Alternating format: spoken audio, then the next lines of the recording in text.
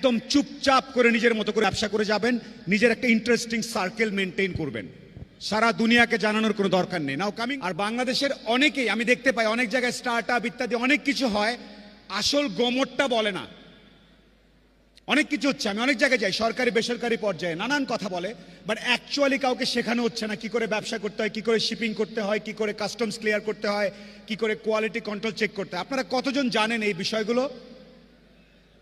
Distribution বোঝেন কতজন?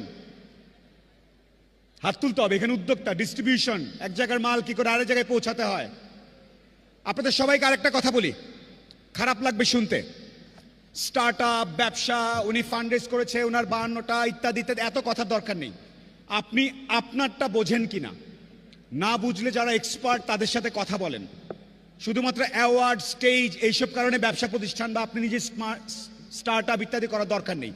আমি দেখতে পাচ্ছি পিচ্ছি পিচ্ছি মানুষ কার্ড দিচ্ছে, 5টা কোম্পানির নাম লেখা। আই এম সরি, আপনার বয়স 22, আপনি 5টা কোম্পানি করে ফেলছেন, আমি বিশ্বাস করি না।